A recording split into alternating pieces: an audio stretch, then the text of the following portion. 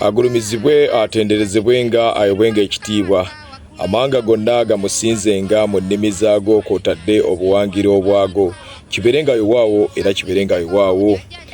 Mugamba mutya bakatonda bannange nga Katonda eyeetengeredde twala okwalamusaako mwenna bakatonda bannange.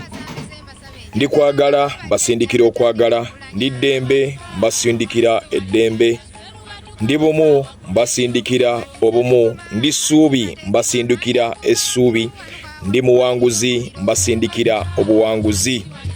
Mugamba mutya mwenna bakatonda bannange. Olunaku olw'enkya zigenda kubeera nga 25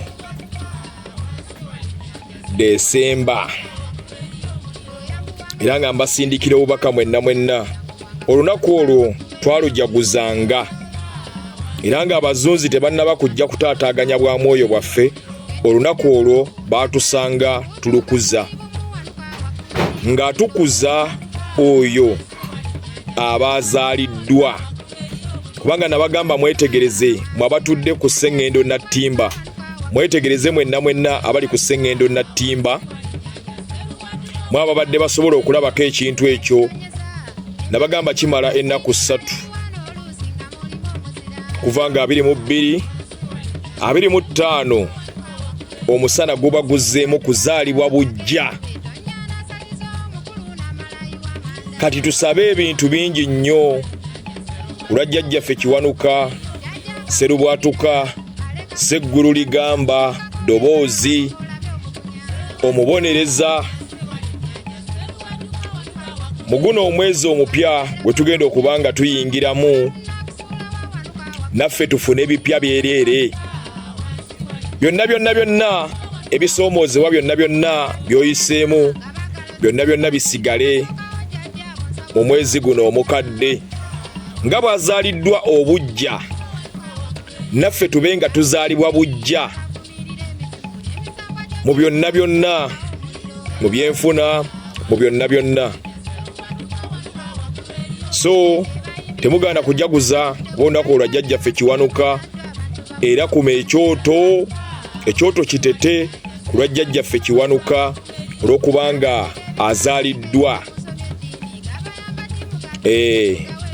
Azaaliddwa Virgin Moon.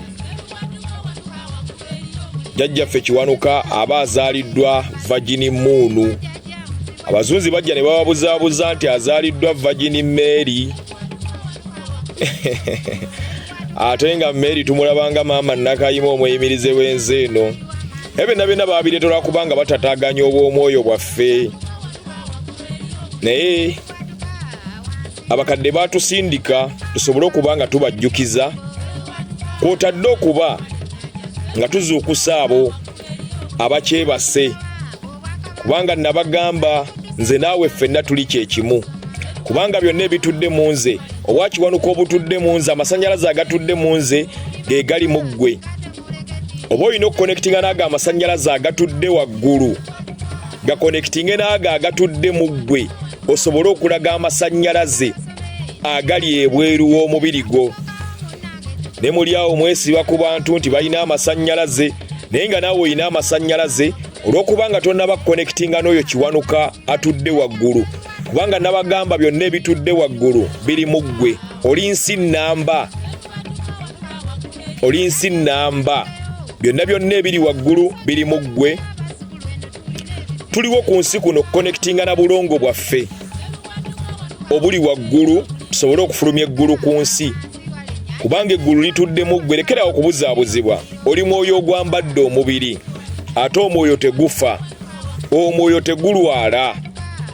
Naye olw'okubanga tuzze batutaddemu nnyo fiya, tukulidde mu fiya eyo, buli lw'oyingizaaga amaanyi ag'obulwadde mu mubiri gwo era ogenda fulumya obulwadde mu ggwe.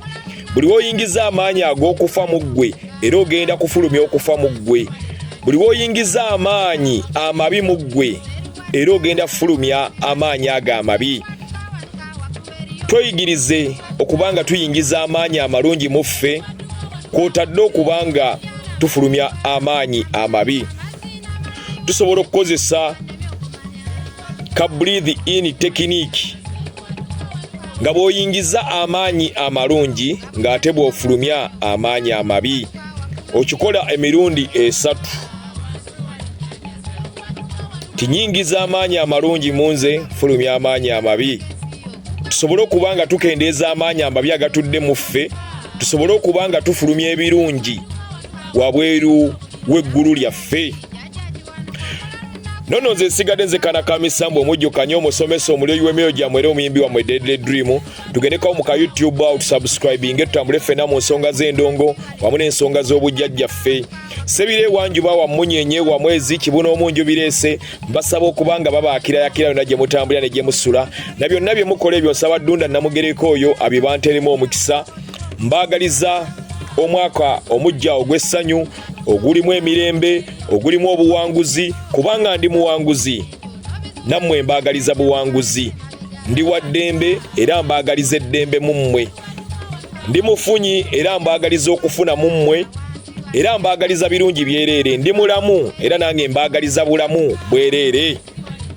Abankuumire oyo Tonda w'abajjajjaffe abankuumire. Sebire wanjuba wa munyenye wa mwezi kibuno omunju bireese nsaba bagirewo ebizikiza byonna ebadde bibatataganya omwaka guno era nsaba babateera ebitangaala musobole okubanga mumulisibwa mweyongere okufuna okumanya n'okutegeera. Kimanye nti oli Katonda ndi Katonda, mulekerawo okugoberera abakatonda abalala tusobole okubanga tutambula engendo zaffe Katonda waffe ze yatuteekerateekera. Kubanga eno ye yeekaalu omutudde oyo omutuukirivu. Toyina kibi kye wakola ku nsi kuno, wazaalibwa otuukiridde naye olw'okubanga ozze ogoberera bakatonda b'abalala y'ensonga lwaki ozze oyonoona. Baagenda ne bakwegobako ne bagamba byegobeeko, kumba ate weegobako abo abatudde mu ggwe, abali mu nnyama mu ggwe, abakuwa obukuumi, abakutaasa endwadde mu ggwe.